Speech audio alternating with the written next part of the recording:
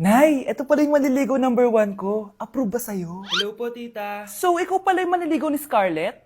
Ano ang kaya mong ibigay sa anak ko? Hindi man po ako mayaman, pogi naman ako. Pas sa walang pera? Sa daming luho ng babaeng to? Hindi mo mabubuhay yung anak ko. Di naman importante yung pera na eh. Basta pogi. Next! Lu, mukhang pera to. Oh. Hi, tita. So, anong kaya mong ibigay sa anak ko? CEO yung tatay ko. Meron po kaming sports car, tapos malaki po yung bahay namin. Mayaman pero mukhang mabaho. Charger to ah. Bibigyan sana kita ng 1,000,000. Bahala ka dyan. 1,000,000? Hoy, babalik ka dito!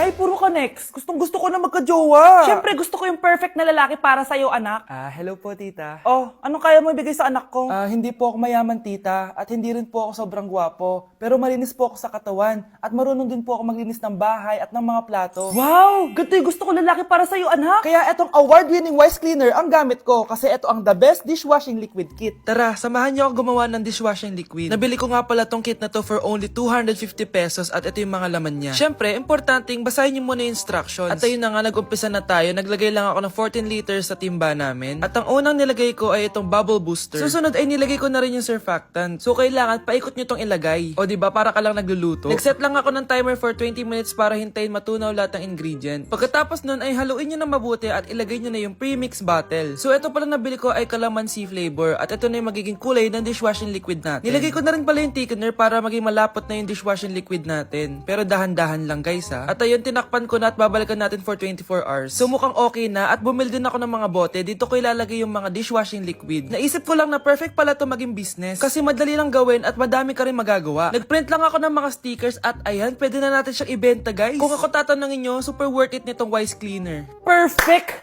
Anak, pakasalan mo na to. Sige. Pwedeng kiss the bride na agad. Dapat may 5 apo na ako bukas ha. Maawa ka naman sa kifi ko, Nay. At dahil maraming hindi nakasagot ng full name ko, iibahin ko yung mga tanong. Salamat naman. Number 1, 2 plus 2. Yes, may tamang sagot na ako. Number 2, what is the powerhouse of the cell? Ang dali naman. Makaka-perfect ako. Number 3, ano yung pangalan ng crush ko nung elementary pa ako? Ano na naman yan? Kung nakikinig talaga kayo, alam nyo kung sino yung crush ko. Aba ma'am, akala bang iibahin may mga tanong? Bakit may mga ganyang tanong na naman? Bala ma'am, para makasigurado ako na nakikinig talaga kayo. Wala namang may paki kung sino naging crush mo na elementary ka ma'am. Wala namang may alam yan eh.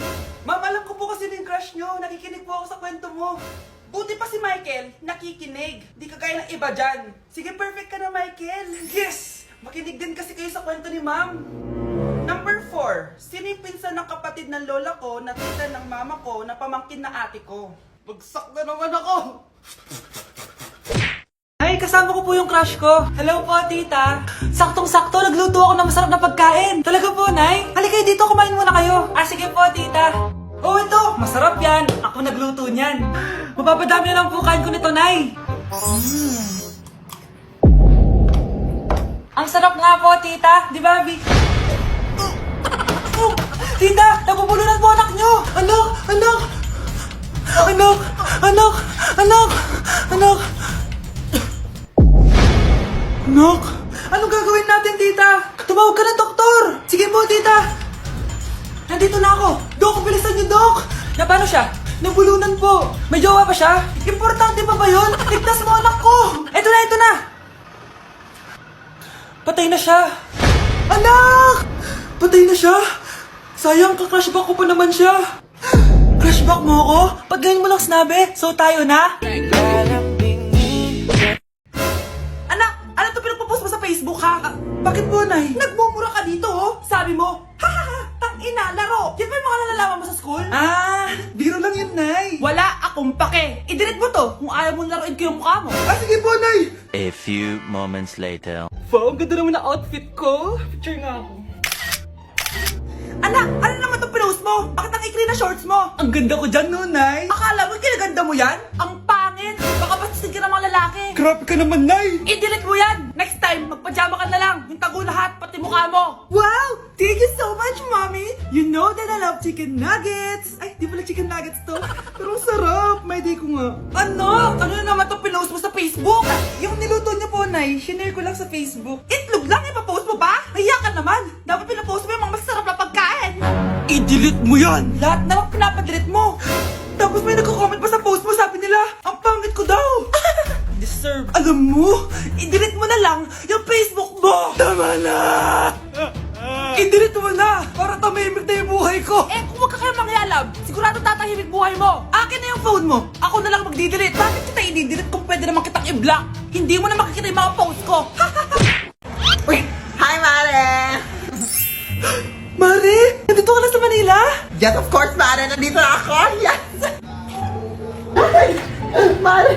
Para mag-bless ka sa tita mo? Sige na. Aba, dalaga na anak mo, Mare. That's true. May boyfriend ka na, Iha? Ay, wala pa po, tita. Tamang-tama, single anak ko. Sige na, para magkapura tayo agad, Mare. Oo, wala agad, Mare. Pero wala pa. Lo, desisyon. About pala sa utang mo, Mare. Utang? Mare. Cherry, kahit wag mo na yung bayaran, Mare. Uy, okay na yun. Sige, Mare. Ano ka ba? Eto pala, oh. Mga binili ako para sa'yo, Mare, oh. Salamat, Mare. Hello, Mare! Dito na ako sa Manila, Mare. Nay! Pagod na pagod ako. Kasi yung bahay niyo dito, huy. Ha? Ate ka ba, Mare? Mare, nauna pa sa'yo yung mga doppelganger mo. Ha? Napugangar? Hala ka, Mare! Umarasa kayo sa bahay niyo, huy! Baka matrapa kayo sa mundo nila. Sige. Anak, tara na. Sige po, Nay. Anak, palasan po. A few moments later. Umalis sila, Day. Hala, thank you, Day. Maasahan talaga kita, eh. Halika na dito, anak. Dito na tayo titira. Sige na. Uy, be, gala naman tayo minsan. Punta tayo Tagaytay. True, be. Ang ganda ng bagong bukas na coffee shop doon. Ang sarap mag-story. Tara na, pwede ako bukas. Tara na, mga 5:30 AM kita na tayo sa bus station, ha. Baka drawing na naman to, ha. Matutuloy yan, be. Nakapag-alarm na nga ako, eh. Gigising ako, promise. Nasaan na ba yung mga yun? 6 AM na. Alas na tong bus papuntang Tagaytay, ha. Puro kayo drawing, ha. Teka lang. Ano ba yun? Ano ba yan, be? Bakit ka tumatawag? Ano na, be? 6 AM na. Akala ko mapupunta na Tagaytay. Hindi ako pinayagan, eh. Sorry, be. Hindi ka pinayagan o tinatamad ka lang? Baka gusto mo sabihin ko sa nanay mo na 3 subject yung bagsak mo. Ito na nga, be. Maliligo na ako. Wait mo lang ako, ha. Ay, yung isa pa. Hello, be. Di ako makakapunta. May sakit ako, eh. Sakit. Lalong lalala yung sakit mo, be, kapag nalaman ng nanay mo na boyfriend mo yung anak ng kaaway niya. Ay, be, magaling na pala ako. Nakakalakad na ako. 5 minutes nandyan na ako, ha. Madali lang pala kayong kausap, eh. Let's go, Tagaytay! Babe? Yes, babe? Magpa 5 years na kasi tayo bukas, babe. Gusto ko na sanang i-level up yung relationship natin. Ha? Ayoko pa maging nanay. OMG! Will you marry me? Wait lang, parang nakita ko na yan. Seryoso ka ba, Michael? 299 pesos na engagement ring?